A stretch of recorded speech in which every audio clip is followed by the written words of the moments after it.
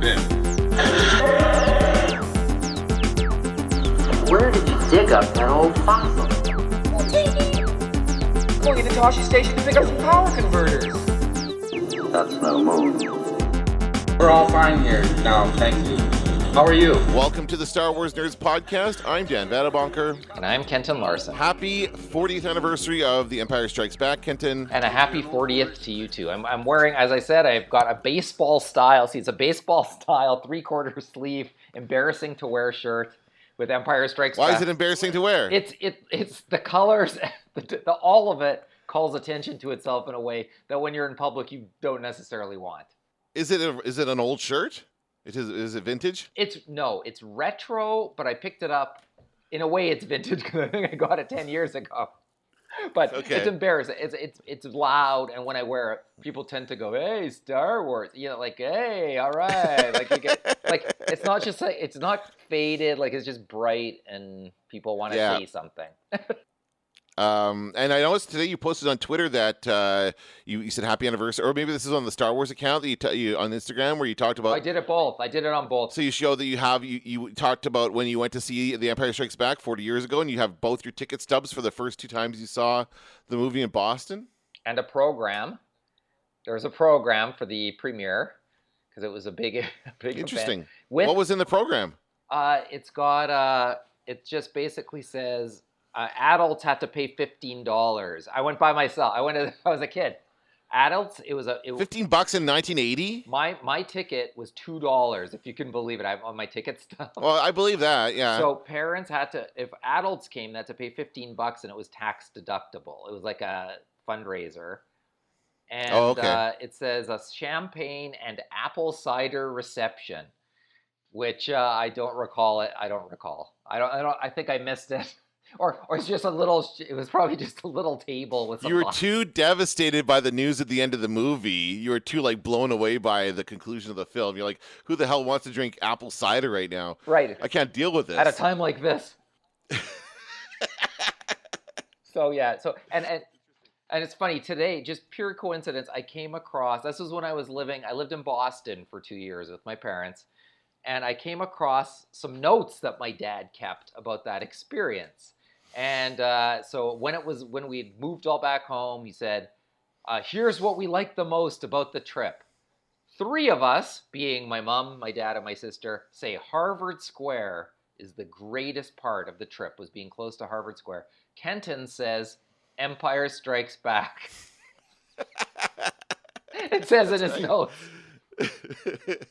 So it's like, and it wouldn't have mattered where you were living. The best part of your life that time would have been Empire Strikes Back. That's right. It didn't matter. Harvard Square. I hear Harvard Square is very nice. Well, 3 out of 4 people like it. Now, of course, I did also see this movie in the theater. This would have been the first Star Wars movie that I saw in the theater. I was 4 years old at the time. I have very, very vague memories of it. I just, for some reason, the Dagobah scenes stick out as that's what I remember the most out of that film. I do also remember being confused about a lot of the technology that was kind of introduced at the time. Again, this is my first Star Wars movie, so I didn't know about droids necessarily. I didn't know I had seen any of the other stuff. I had not seen the first movie. How old were you? I was 4. So what I remember is the part where they're on Hoth. I remember them looking through the binoculars and seeing those big legs of the walkers and not understanding how big those things were, the scale of it. And then I remember the part where R2-D2 goes into the water on Dagobah, and then he pops up his little periscope, right, to look around. I thought, in my 4-year-old mind, I thought that he'd been eaten. That his body had disappeared, and that's all that was left with the little thing sticking out. So I didn't understand the idea of a periscope at the time either. But it was, again, it was a phenomenon, right? It was Star Wars. Everybody was so excited about it, and it is widely regarded as the best Star Wars movie. It's very, very difficult to find somebody who doesn't feel that that's. I mean, it may not be your favorite, but arguably it is the best as far as quality of cinematics and story in every aspect. In the way it advanced the story. In particular, I saw Anthony Daniels changed his mind the other day and said Empire Strikes Back is the best. What was his other? What was his answer before that? He liked A New Hope better, and he said somebody had talked him out of it, and he believed it now that Empire Strikes Back was better. And I think, and I would say, I watched Star Wars A New Hope and Empire Strikes Back in a row a couple weeks ago, and what I love about Empire Strikes Back, I still like A New Hope will always be my favorite. But what I liked about what I think the best about Empire Strikes Back is the way it advances the story, and the color palette is gorgeous.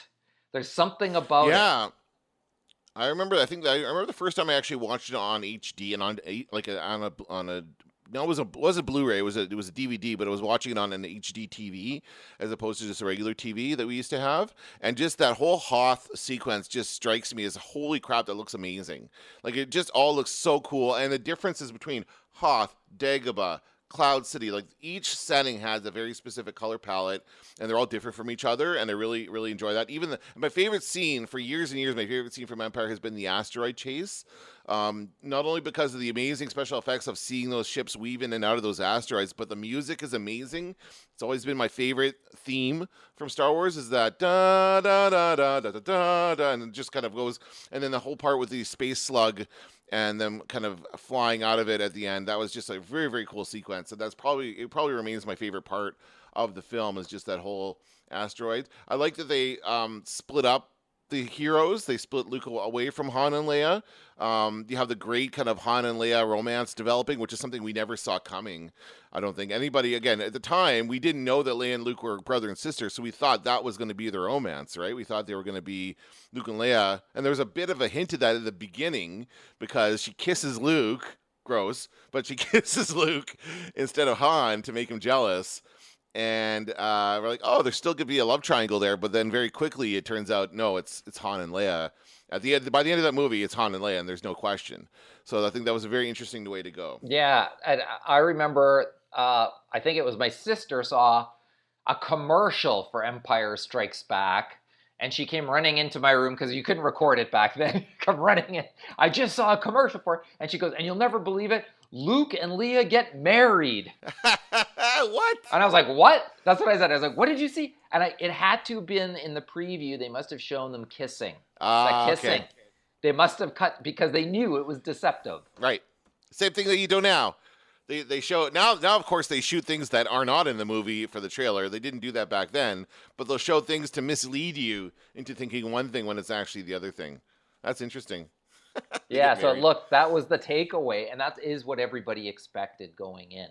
And I also remember seeing on the front, like the leaks, there weren't leaks, but the things that they released were all in Starlog magazine, and that was the first stormtrooper, it was the snow trooper, was on the cover of Starlog magazine with his face covered. Right. So it was like a different trooper design. That was the beginning of that. Yes. And it's never ended 10,000 troopers. Yeah.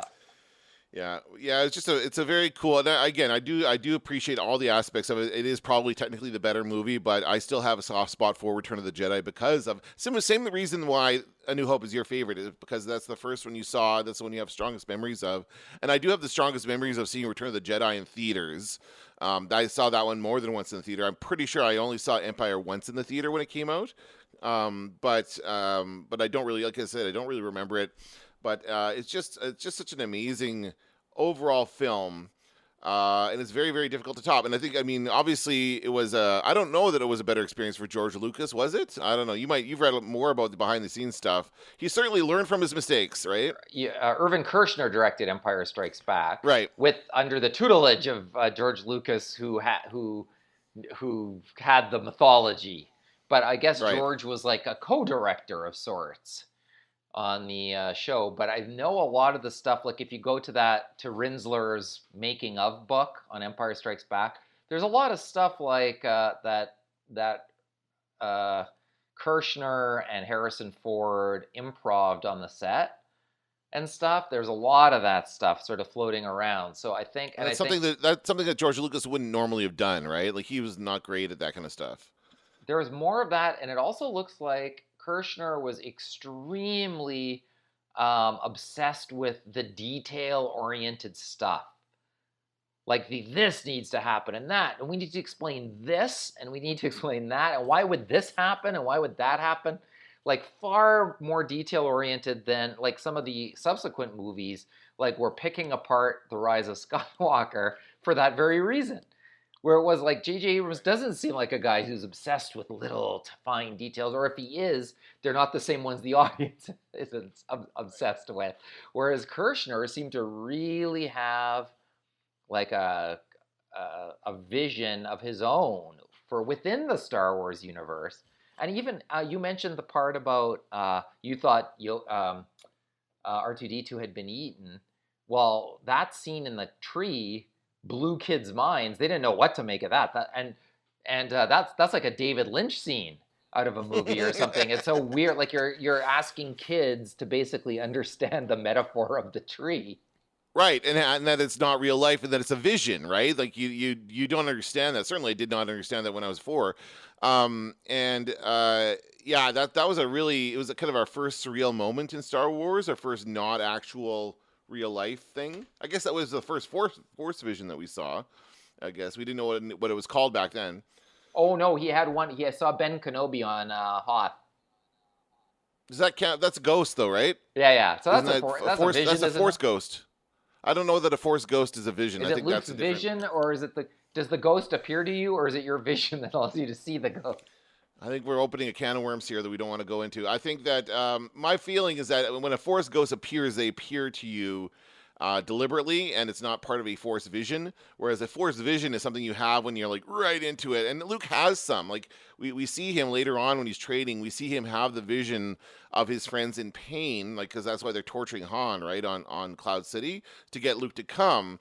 And so we know he has it, but we don't see it as the audience. The only one we see as the audience is the one where he goes into the tree and encounters Darth Vader, and then himself under the mask of Darth Vader, right? Yeah, it was pretty crazy. I would, yeah, it just blew me away. And of course, the big reveal at the end where Darth Vader is Luke Skywalker's father. Nobody obviously expected that. You didn't believe it. You told me. You said you thought it was a lie. So did James Earl Jones. Yeah, that's right. He's lying. And the same thing happens in The Last Jedi when Kylo Ren says your parents were nobodies, right? It turned out that was kind of a lie, I guess. Yeah, it was. But I don't know. It's just interesting to me that they decided to go that route. Certainly, it was a big bombshell. And ever since then, Star Wars films have been trying to drop big bombshells like that. Maybe not so much Return of the Jedi, although Return of the Jedi did reveal that Leia was Luke's sister. But that was not as big of a bombshell, I don't think, as Vader being their father. But after that, every new film that's come out has tried to reveal oh my God, this is what this is, and that kind of thing. And I don't know that we really needed that this whole time. It was great in Empire Strikes Back, doesn't work as well in all the other films. Yeah, you have to use it sparingly. Yeah, otherwise we come to expect the unexpected, right? Right. The other thing I was thinking about is when you really get back to Empire Strikes Back, you go, that's the film that introduced us to Boba Fett, to Yoda, okay. to Lando, to Lobot. Lobot. To Ugnaughts. You hold Lobot in high esteem. To Ugnaughts, yes. Ugnaughts, would Wampas, become Tauntauns, the stuff that's There's a lot in there. And it's on the money. There is really, I'm trying to think of, I don't think there's anything where they took a chance and it didn't work. And there's a lot of in chances. that film. Yeah, you're right. And certainly in the first film, there are examples of stuff that didn't work as well. And in Return of the Jedi as well. Not that all three of those original films have a good aliens and good settings and stuff, but yeah, certainly it seems to work better in Empire than it does in the other two original films. This is something I did on the internet. One of my friends another Star Wars fan on Facebook said happy 40th anniversary. And he posted, he's a collector as well like you, so he's got the black figures. He's like, happy 40th anniversary to Empire Strikes Back, the film that introduces us to these characters. And he shows Boba Fett and Lando in the black series in the boxes, which I'm sure you have as well. Yeah. And then I had to be like, well, actually, and I did that kind of a thing where Boba Fett was actually introduced in the holiday special. Let's be honest about that. And he was in that cartoon in the holiday special first, but I'm sure obviously they were already writing Empire Strikes Back at that point when that holiday special came out. So he already had the character kind of worked out. but as far as the visual of Boba Fett, which really was the whole selling point to that character, like we didn't know anything about him. All we knew about was how he looked, and he looked super cool. And that's all and then he has a couple, like 2 or 3 lines in the movie, and that's it. He's the guy that lets Darth Vader know that they're on Cloud City. He takes the Han at the end, and that's it. But we just love that character so much just because of the way he looked. Really, that was it. Yeah. And when the other bounty hunters, not to mention when we see him with the and who did nothing really, the other bounty hunters just stood there. But well, they were so cool. Presumably they also went off to basically they were all fooled by the garbage tactic that Han did, and then Boba Fett was the only one who was smart enough to wait around to see if he was going to do that, and then followed him from there. So that was really the, good on Boba for for anticipating that move. I do want to get to we'll talk about the Boba Fett casting in a second as far as Mandalorian is concerned, but just let's finish up some thoughts on Return or Empire Strikes Back. And I'm going to watch it tonight. I haven't seen it in quite a while, but I will watch it tonight as a kind of a celebration of the anniversary, and maybe tweet some thoughts or something like that. I don't know what I'll do, but I do want to watch it. It did. It was just kind of, I don't know. What else? Do you have any final thoughts on Empire Strikes Back? Well, we mentioned John Williams' soundtrack, and I think it is his best one. I think it's his best work. When you play that soundtrack, it's solid. And you have that on vinyl, correct? I have it on vinyl. I also have it on CD, of course. But the vinyl one, I remember, actually had spoilers in the inside. It came out before the movie, so I was well spoiled going in. Oh, so you knew Darth Vader was his father? I didn't believe it. I knew it. Okay. I knew that he said that. Okay. But I'd read the novel before I even went to see the movie. So then I went to see it, and I was like, "What?" I couldn't understand why people in the theater were freaking out, because I thought, like, that's nothing. That's, who cares? Like, he'd say anything. Like, that's what I thought. I thought he'd say anything right now. There was actually, I saw this video on YouTube recently. You probably could find it if you searched it. It says audience reaction for Empire Strikes Back, and it's somehow, I don't know what this was, a video camera or something somebody had in the theater. Maybe it was a test screening or something, but they had that moment when he reveals that he's Luke's father, and you hear the gasps coming from the audience, like, "Oh my God!" Like they couldn't believe it. So just such a crazy moment. I also remember from the first screening, people really cheering for the characters when they saw them, like being right, like Luke is on the Tauntaun, he takes off the goggles, and the place goes berserk. Everybody cheer, "Yay!" And then Darth Vader shows up, "Boo!" And like there's a lot of audience reaction on that first. That's cool. Screening, yeah, more. Like I remember people applauding when the Death Star got blown up in Star Wars, but I don't recall people going so crazy for each character like it was with Empire. Well, because they were like, it had been 3 years since they'd seen anything new, right? It was the first new content in 3 years, so they were very excited to see these characters up on the screen again. So that's excellent. Yeah, not so much. None of that really happened with the prequels because it was all new characters and new situations. So we didn't really get that. I just remember people cheering when the whole Lucasfilm logo came up when I saw like the Phantom Menace, and that was pretty much all I remember. Same thing with Force Awakens, of course. Whenever you've been through a big long drought, which I guess we're never going to see again. But whenever you go through a long period of time without seeing something new, you get excited when you see something, right? I'm going to watch it tonight, and if anything else occurs to me about it, I'll bring it up next week on the podcast. But again, it is a fun movie. So many cool ideas coming out of that film, and great characters, great, even like the technology of like, they give him his hand back at the end when they're like, they give him an artificial hand. It looks just like a real hand. I'm like, what the hell? I've never seen anything like that before in TV or movies, right? That kind of stuff. The ending that's not an ending. Right. Yeah, there's no what? What are you talking about? They have to go beat Darth Vader now. I saw Empire many times in the theater. I lost count. I saw it so many times. And by far, the resounding thing that would happen at the end is some guy would be like, "I thought they were going to go get Han Solo." Like I was in. I was ready. He was like, I thought the movie was just getting going. Yeah, 2 hours in, and like, okay, time for the third act. That happened many times. Yeah. No, you got to that. And again, that was the, and I guess that was because Lucas knew that he was going to get a third film for sure. He didn't know that when he was making the first Star Wars. So it's not as much of a cliffhanger as the second one was. Because he really did, like, he did initially model these after the Flash Gordon serials, which were very, very much cliffhanger every week. Flash was put into a situation that he don't know how he's going to get out of it, and he had to come back to the theater the next week to see the next episode or whatever. So he did want to do that, I think. Probably he wanted to do that for the first one, but he just wasn't able to because he might be the only movie they ever make out of these. But once they had, and I mean, once he had his own money, that's the other thing is that this one was made with his own money. He like financed that himself. He didn't need to rely on Fox or anybody else. He'd already made enough money from the first Star Wars movie to kind of set himself up with Lucasfilm and then go from there.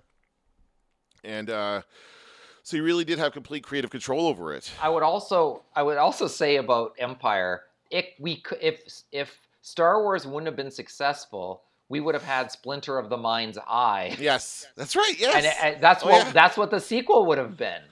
It was a low budget version, so they could shoot it, right, and get another movie in theaters. But it would have been much lower budget. It would all have taken place on the one planet. I think that's what happens in that, right? Yeah, written by Alan Dean Foster. Yeah, and there's definitely romantic stuff between Luke and Leia in that book. I remember that.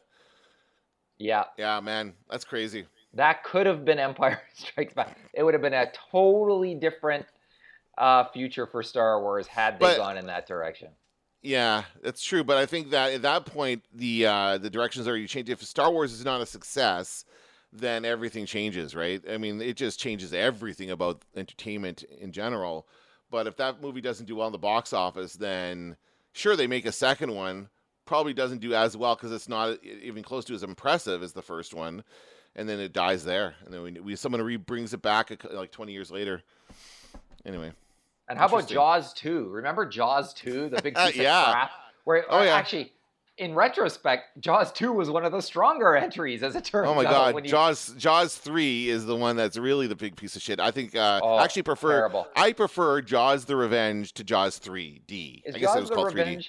Jaws the Revenge is the one where Jaws chases them across the continent. Yes, the mother comes back to get revenge for her lost children. Oh, the mother goes back. The mother shark. But the mother as well, the mother of like the wife of the sheriff in the first film, also is getting revenge on the shark, but the shark is getting revenge on her because her family, it's really in depth. And Michael Caine is there, and that's part 3, isn't it? No, that was part 4. Was it? Part 3 was 3D. That's the one that happens with Dennis Quaid. I just watched these recently, like a couple years ago. Dennis Quaid at the what's it called? Aquarium. It's like an aquarium, like SeaWorld kind of a thing. And they have the sharks. They have the part where the shark crashes through the window, and then the window flies out. It was in 3D, so the window would fly out at you through the screen, and it was so bad. It looked horrible. The effects were awful compared to the first film. Anyway, that's a tangent about Jaws. But yeah, like to have, and again, this is another thing is that back then, this is a good point to kind of end on. When sequels came out, they were not seen as being as good as the original, right? Like there was one exception, maybe The Godfather is the one exception at the time, where the sequel was as good as, if not better than the original. But all other sequels to any other movie, a sequel is seen as a cheap kind of let's make some more money out of this. It was the idea of like a franchise or a series of films like we have now, or a cinematic universe, just wasn't really viewed very, very kindly, and so like the idea of the Empire Strikes Back being better than the first Star Wars, which many people believe it is, that was kind of another mind-blowing aspect to it. Star Wars could have gone the Jaws route. Could have happened. That would have been, yeah, you're right. Exactly. That's what that would have been for sure. And it's interesting that, and the thing about just kind of staying on, I don't know why I'm still on the Jaws thing, but you think about the joke that they made in Back to the Future Part 2 where they had Jaws 16 or something like that, and it's a 3D shark coming out of the theater. They never did make any more Jaws movies after 4. They stopped at 4, and that was it. So. But then they made a piece of shit called Deep Blue Sea, which is... I like Deep Blue Sea. I'll take exception to that. I actually like that movie. It's awful. No, it's not. Hey, let's call that Jaws 5. No, it's not the same. It's not the same. They're super smart sharks. They're genetically modified. LL Cool J's in it. and he's got to make it's great, and Sam Jackson gets eaten really well. Like it's a great scene where he gets eaten. I love that movie. I gotta say. No, that scene is the laziest writing ever in a motion picture because the writer's like, I could write a speech, or a shark could jump in and bite his head off at the beginning. It's great. And then I wouldn't have to. We'll spend an episode of Media Nerds talking about shark movies because there are a whole other host of awful shark movies out there, all riding the tail fin rather of Jaws. But let's move on to talking about The Mandalorian. We had lots of news come out in the last few weeks about The Mandalorian. First, again, I forget the actor's name, but we learned that the actor, do you know his name? The actor that was played Jango Fett? Tamira Morrison. We learned that he will be back in The Mandalorian Season 2. And is this confirmed now? Because I know that the other stuff was not confirmed. Yeah. There's such a fine line. It's been reported, I believe. I don't believe it's been confirmed. But I think Hollywood Reporter, generally if the Hollywood Reporter has it, it's usually pretty solid. Now, somebody, of course, is going to point out something that was garbage that was in the Hollywood Reporter. But I think usually you can count on them as a source. Okay, so here's this confusing part. So that actor is coming in as the voice of... Oh, hang on. I don't think... Because there's a weird thing happening here with the armor. Yes, I can clear up your confusion very easily, but go ahead. Tell me your confusion, and then... Well, there's two pieces of news that jumped out at me. First, that Tamira Morrison was coming back. We assumed to play Boba Fett because he played Jango Fett, and they're all clones of Jango Fett. So if there's going to be a live action anybody, he would also play Rex. If there was a Rex, he would play anybody. That was a clone, basically. But then they say Timothy Olyphant is going to wear the armor. So why would that be the case? Well, I can actually answer this question, and I can answer it because you and I read a book we didn't enjoy very much called Star Wars Aftermath. Oh, yeah. Do you remember that? Yeah. Okay, in the book, do you remember the interludes? Yes. There was an interlude on Tatooine. And the interlude on Tatooine, they spoke of some armor that had been found with acid burns from the Sarlacc. Yeah. And it was I believe in the book, it's being worn by a law enforcement person on Tatooine. I believe Timothy Olyphant will have Boba Fett's armor. But he won't be Boba Fett. They're going to pull a switcheroo. I see what you're saying. He will be the sheriff of Tatooine in the Fett armor. We'll think we know what's going on. But then, in fact, the real Boba Fett, played by Tamira Morrison, will come for his armor. Okay, so we had a couple of... Yeah, no, that seems fair. And we had a couple of hints in the first season of The Mandalorian. You mentioned, like we talked about, you can glimpse Boba Fett in the background in the Mandalorian kind of base or whatever they are, the hideout.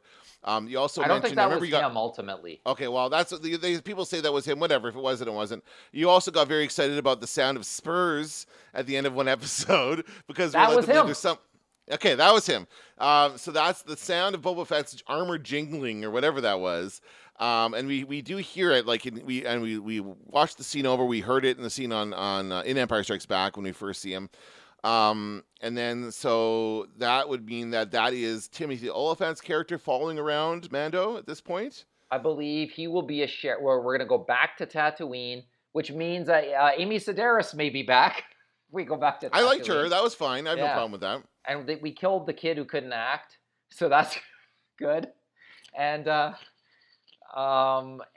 think that will be the case, and maybe it'll be some kind of switcheroo, maybe it won't be.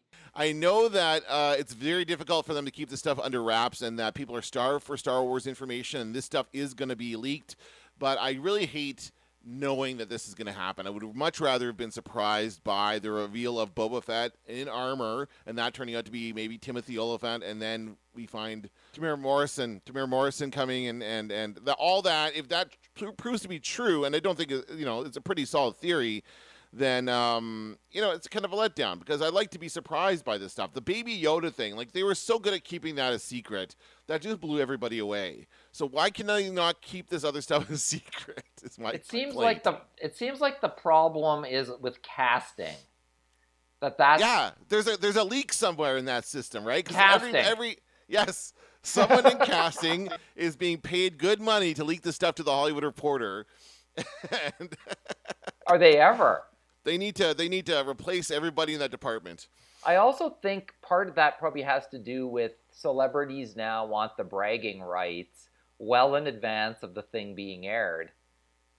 And I don't know if that's true. I can't see that being the case for who else has been cast in this. Well, again, not confirmed. Rosario Dawson, Yeah. Michael Bain, whatever his name is from Terminator and that kind of stuff. Wasn't he cast in this? Yeah. Right? Yeah, I don't know as well. He's got to be a Mandalorian. But he's not. But those are not like big Hollywood actors that would want to brag about it necessarily. He's been kind of a character actor his whole life, and has not been in a ton of big stuff. So I don't know that he really needs the bragging rights for that. Yeah, maybe not. Timothy Oliphant would be maybe one of those because he's had a very successful career. He has a series, at least one series that's done very well. I never did watch that show. He's at two. I mean, he was on Deadwood, where he was a sheriff, so that's where that casting came from. And he was on Justified, which those were his two big ones, I think. And Justified, he basically was playing a sheriff. He was like the Jim Rockford. If Jim Rockford on the Rockford Files were a sheriff. Okay. He's like a little bit of that. Interesting. See, I still remember him from the movie Go. Did you ever see that movie? Oh yeah, I like that movie. He's like the drug dealer guy, and he's like this hilarious having breakfast with Joey from Dawson's Creek. I can't remember her name in real life, but yeah, at the end of that, like he was funny. He was a good character in that. That's actually I think the first time I ever saw him in anything. And he's a good actor. So I mean, it's good casting, but I just wish that they would keep this stuff. And it's fine. Like in the beginning, we heard things like, okay. Apollo Creed is in it, and who else was announced? Werner Herzog. Werner Herzog, Nick Nolte. Like we knew the names, we didn't know the characters. Now we're hearing about the characters, and that really wouldn't matter to me if we didn't know what characters they were playing. Right? It doesn't matter. You can associate any name with a show and say, "Oh, great, that person's in it. It's going to be good." But now that we know, like this person's going to play Ahsoka, this person's going to play Boba Fett, that's kind of a letdown. I just really wish I didn't know that stuff. The one thing that I think all Star Wars fans want is for this to work, and for this to not be. Don't turn the Mandalorian into Luke Skywalker and all the characters we've seen. It should be the Mandalorian needs to be the star of the Mandalorian. So the interesting thing is, how are they going to weave all of this in? In season one of the things I loved about the Mandalorian is some characters came and went pretty quick. Yeah, like one episode arc and that's it, right? Yeah, that was fine. Yeah, so I hope that's what this is. I don't want it to be, some big finale where we need everybody to come together. I kind of like the tone that they've already set for the show, and we have no reason to believe they won't continue that tone. Yeah, I started watching the behind the scenes. I haven't seen the episode 3 yet. So the behind the scenes series they're doing there, the first 2 episodes, the one is about directing. The second one is about legacy. So how do you live up to the Star Wars legacy? And the third one here is about casting. So maybe we'll see the person in that who's the leak. We'll see if we can identify the leak. Have you watched it yet? I have watched part 3. Part 3, it didn't have quite as much good stuff as the prior 2 did, I would say, but it's still good. I mean, I still enjoy watching. I'm learning quite a bit of interesting things about it. Namely that they're giving a lot of time to what's his name, Dave Filoni. He gets a lot of screen time. I mean, to be fair, he's the only guy in that group who's actually worked directly with George Lucas on the Clone Wars TV series for years and years. So he has like the most face time with George. So he's kind of got those great George stories that they all love to hear. I really liked knowing that, and again, I'm blanking on his name, but the same guy who directed the episode 3, the episode that was like the Jawa episode with a furry egg, that was one of the best episodes, and the other one was the heist episode where they go to break the guy out of the prison ship. Those 2 episodes were directed by the same guy, and those are 2 of the best episodes in the series so far, I think. Rick Fujiyama or something like that. He's got kind of a Japanese last name. Like, so good. I mean, just both great episodes. So he's a great director to look out for. Rick Famuyiwa. There we go. Famuyiwa. God. But Forgive again, me, but he's amazing. He's responsible for those two very, very strong episodes. Dallas Bryce Howard, again, coming in this as the noob. I guess she'd never really directed anything, but obviously she wants to get into that and follow in her father's footsteps and Ron Howard's footsteps, which is fine. She did a pretty good job in her episodes. The one, to be fair, I think the weakest episodes in the whole thing, just looking at who directed them, were probably Filoni's episodes. I would say Filoni directed the one with our favorite character with the crappy, the guy who was like the crappy character that we didn't like, who died, and he also what else happened? Ming-Na Wen's character died in that episode as well. So I mean they're all good episodes, but I just think that Filoni maybe had the weakest scripts. I don't know how that worked out. Like what I like about watching that episode. I mean, he seems like a humble guy who's aware of, he's only been involved with animation up till this point, and so he seems pretty humble about his approach. Yeah. So that, And he has a great story about when getting the job. That was a good story about how he got the job and that kind of stuff. That's great. It's very similar to like Pablo's story about how he got the job at Lucasfilm. So it sounds like it was kind of a, similar experience. But it is good to kind of get a sense of those directors. And I love seeing that they're all such big Star Wars fans. That's a huge part of this, and then so they really do want the best for the franchise and for the series. That director, again, I'm blanking on her name, but the one that came from Mr. Robot, who's done like they seem to have brought in a good mix of different people from different backgrounds, which I think is really important. They've got their big budget blockbuster guys like Favreau and Taika Waititi. They've got people coming right from television. They got people coming from Star Wars, like that's Filoni. He's from Star Wars, and so they've got just a good mix of people who are kind of bringing different voices to it, and they all seem to be communicating really well. That's what I got out of that whole thing, is that they all seem to be really like on the same page and talking to each other about what to do and keep it consistent, which is something you probably don't get a lot on a TV series. I don't know. Maybe it's something that's really the showrunner's job, right? That's Favreau's job, is to keep it all connected. And so when you've got a good showrunner like that, and a good example is obviously Breaking Bad or Better Call Saul with Vince Gilligan, or, I mean, if you could, well, no, I wouldn't say, Damon Lindelof is another one of those guys that does a good job of that on the shows he's worked on. So if they can keep that going, like, I think the big warning sign is if, like, Favreau moves on to do something else. I think that's going to be the big, what are we going to do now kind of thing. Well, and by the way, her name is Deborah Chow. Yes. Yeah. Right. She done Mr. Robot, and that's a really good series as well. So she's done some great stuff. But she's done a lot of the way the whole season unfolded was pretty much the whole time I was worried they were going to do something stupid and wreck it, and they did it. And that's why, even though some of the stuff, the casting stuff, I'm with you. I'd rather not know that stuff. But basically, I think they've earned our trust. I think Star Wars fans should trust them until we have evidence to the contrary, which I hope we don't. But I think we can. I think we can, based on season 1. It was just so I want to watch it again, actually, and we all have lots of time. And I think that is the ultimate goal of this series, is to get us all excited about watching the first season again, and then gearing up for the second season coming in the fall. It's great that they're able to keep that on schedule given all the COVID-19 stuff, so we don't have to worry about that being delayed. I'm trying to think what else I thought about that. Again, I haven't seen the third one yet, but it's been a fun watch for sure. Did you? There is one episode, and I'm getting my documentary episodes mixed up. But did you watch the one where Dave Filoni talks about what the lightsaber battle in the Phantom Menace means to him? Yeah, that was in episode 2. Okay. Yes. Well, this is him. Like, is this according to him, or is this something that George Lucas told him? I think this is his interpretation of why that lightsaber battle is so important. And and so, I mean, and you can see the directors around the table are like, wow, look at this guy go. Like, look.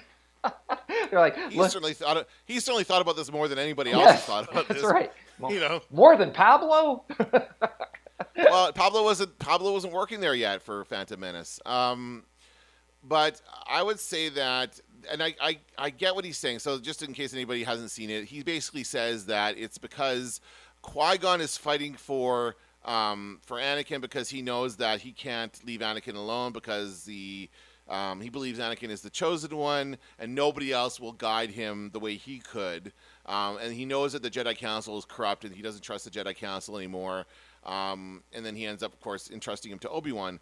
And so there's that whole thing going on. He needs to be the father figure to Anakin, whereas Obi-Wan is never a father figure. Obi-Wan is a brother and or friend. He never does become a father figure to Anakin, which is true. I don't know. The thing is, that movie does such a poor job of building the relationship between Anakin and Qui-Gon that I don't buy it in the moment. Right? Like, I think that is supposed to be what it is, but I just think that film does a poor job of conveying that relationship between the characters. So yeah, and he talks about like Obi-Wan's, snark and his whole like, oh, another useless life form and all this other crap. Like, Obi-Wan's a bit of an asshole in that film, and that's, kind of rightly so, because he's very jealous and impulsive, and doesn't like that his master's taken on a new kind of Padawan. But I certainly it is a great lightsaber battle on its own. It doesn't need all that backstory to make it a great lightsaber battle. It's the best lightsaber battle of all the prequels. Like, out of all three films, that's the best one. The one with Dooku is kind of lame, in my opinion. And certainly the one between Anakin and Obi-Wan in the third film is good and has more meaning. But it was just basically, I've got the higher ground, and that was pretty much that. One other thing he said during that interview that I thought was interesting, that he said, George Lucas made me bring back Darth Maul. That's what he said, right? I think he did say, did he say made me? Yeah, before George made me bring him back. He says that. So I'm like, so was that George Lucas's idea to bring back Darth Maul? Wow. That seems like a weird thing. Why would he kill him off if he wanted to bring him back? I didn't notice that, the way he said that, but that's interesting. Yeah, it's just like...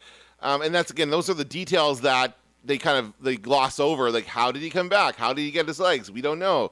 But those are the kind of things that they don't worry about so much in Star Wars. Those are the kinds of things that Irvin Kershner was worrying about in Empire Strikes Back. And maybe that's what makes Empire Strikes Back such a good film, is because he was thinking of those details. Yeah, he wanted everything to make perfect sense. Like, to surprise people, but to still make perfect sense, which is always the hard thing to do.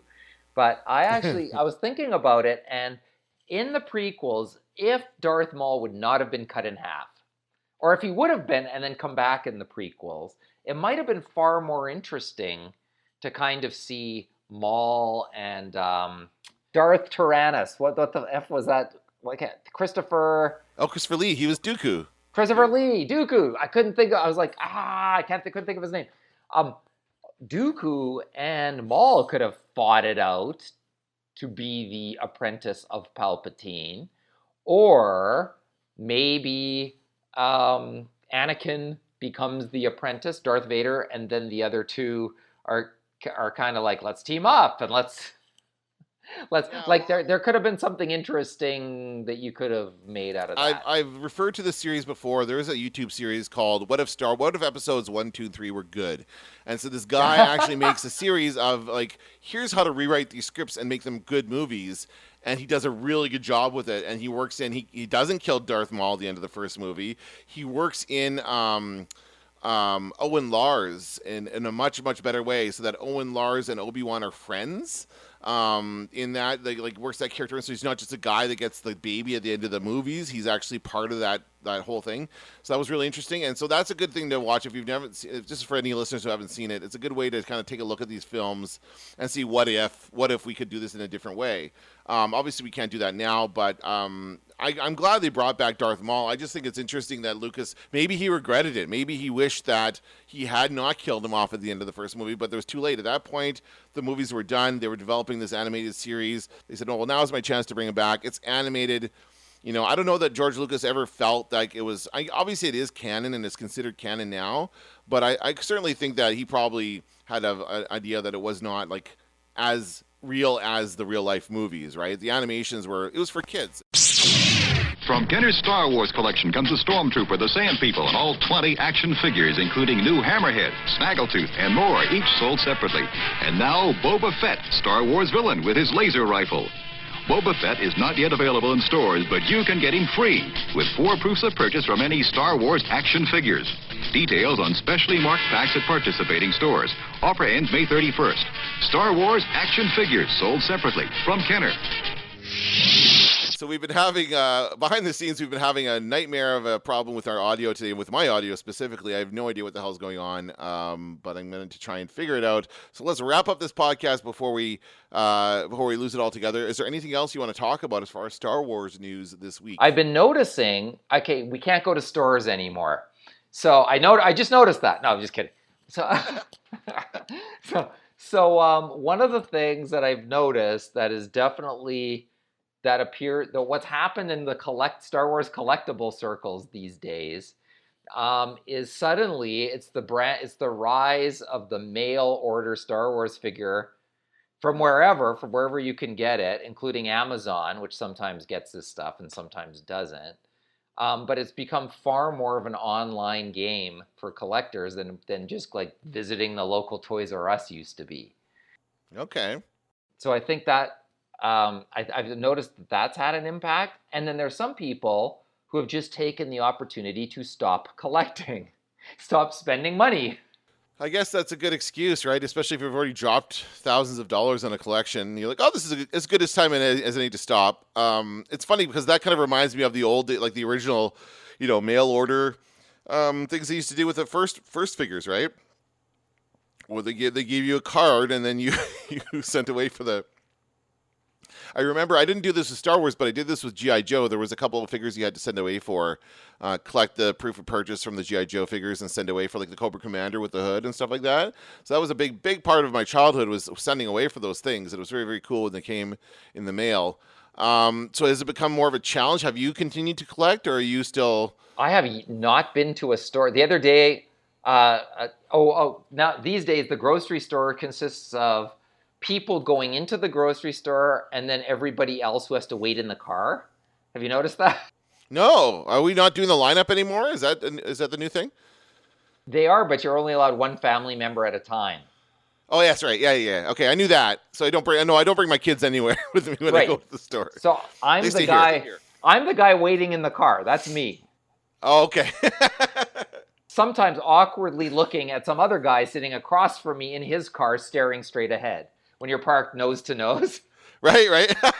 So the other day I was in the Sobeys parking lot and I was like, I am going to GameStop and I'm going to see what they have, because they were open. Remember, famously, they were open even after the pandemic. Yeah, they were not making people social distance when they lined up for Animal Crossing. Yeah, and they're like, you're an essential service. And by that I mean a minimum wage worker who needs to sell this game that's being released tomorrow. Right.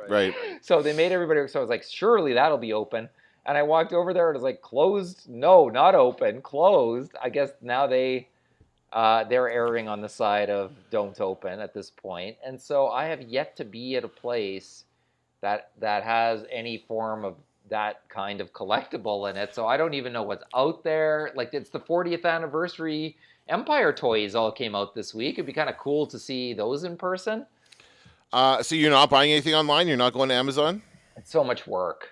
Yeah, and you're right about the delivery. Like, sometimes I find with Amazon, because we're in Canada, it's like, oh no, this doesn't deliver to you. Oh, it's going to take 5 weeks to get there, or something stupid like that. And I just don't have time for that. So I have been ordering more from Amazon than I ever have before, but it's, again, only if I can get it here in a reasonable amount of time. If I can't, then I'm not going to bother with it. I did see somebody posting in one of the Facebook groups I'm part of on Facebook. I just said that. One of the groups I'm part of on Facebook, I saw somebody posting they received their Baby Yoda Black Series figure.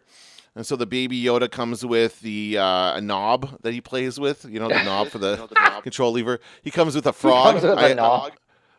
Presumably he comes with a frog that he eats, because that's what he does in the show. He eats the frog.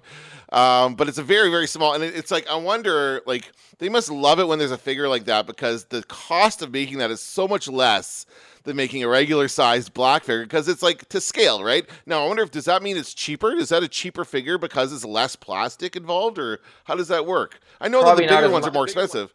That Jabba the Hutt you have is more expensive because it's a bigger figure, and same with, like, I've seen like the black figure. I think Toys R Us had a TIE fighter at one point. It was a scale TIE fighter for those. It was huge. I have that scale. one. You do? Okay, yeah, it's giant. Yeah. It's giant. It's a monster, yeah. Super expensive. And so that kind of stuff, like, I get it, but I don't think they're lowering the price just because it's a little bit smaller of a figure. Like, Baby Yoda's pretty small, right? Yeah, right? I don't think so. And I the other day I posted on Instagram the picture of the 2 Porg, the Star Wars Black, probably the smallest figure. And I remember going, "Oh, this is kind of cool." But whatever the price reduction was, the cost was more than you would imagine. For the Porg, just a Porg, yes, or 2 Porgs. What comes in the box? 2 little Porgs, and they're little. See, you got to make that a set with like a Chewbacca with a barbecue Porg leg or something like that. Like, that's what I would want to see out of that, right? Sure, it's another Chewbacca figure, which I'm sure you already have, and there are multiple versions of Chewbacca out there. But at least you would get one with him, and you could put a little drumstick in his hand and have the Porgs look. Yeah. You can recreate that scene from the movie, which is a great scene. So that's what I would want in that kind of a figure, is the ability to recreate scenes from whatever it is. And I know that you keep them in the box. You keep your figures in the box, or do you take them out? Yeah, well, 90% of them are in the box, but I've got some older ones that are not. Right, but I think a lot of people, there's actually, I've learned that there are 2 schools of thought of this. There are people who are ultimately they don't care about the box. They want to take the figure out and enjoy the articulation and all the other stuff and posing them and all. There's a whole thing. I've just been following all this stuff recently. And so they take it out and they pose it and they put different scenarios. Again, this is going back to the Toy Galaxy YouTube channel. This guy does all this stuff on his Instagram. He'll whenever he gets a new figure, he takes it out and he poses it in his little special light box and takes photos of it. It's pretty funny. But yeah, I guess I mean, you can. I'll take a look. I'm going to go to Walmart this weekend. I have a couple things I have to get at Walmart, so I'll be going to stand in line for an hour before I get in there. And actually, I have a tip for anybody who wants to know. You show up there just before 8 o'clock. So they have like 7 to 8 is supposed to be for seniors. See, this is what I did last time. I showed up at 7:55 a.m. I thought they opened at 8 o'clock. The website said 8 o'clock. So I'm like, okay, I'll show up there just before 8. And I show up there, and they've been open, and there's seniors throughout the store, and I just walked in. There was no lineup. I just walked right in. Nobody stopped me. I'm clearly not a senior citizen, and I just was able to go do my stuff. So I'll try that again tomorrow when I go to Walmart, and I'll take a swing by the toy department and see if there's anything there. But I doubt it. I seriously doubt it. There's like they have more important things to ship right now than Star Wars toys, and I don't think that a lot of people are buying right now in store like that. You go to the store for essentials, you go there for the things you need, and you leave, and that's it. There's no window shopping or browsing, so to speak, as far as that kind of stuff goes. There's no joy in going shopping anywhere. No. It's become just it's worse. Like going to the store is now like what used to be air travel used to be like, basically. Yes. And now air travel's worse. Well, air travel's non-existent at this point, but yeah, you're right. It may be changed. I don't know if it's going to be changed forever, but certainly there's going to be it's not going to be going back to normal anytime soon. So that's unfortunate, but anyway, keep an eye on it. Let us know if you see anything, and we'll check back in a future episode.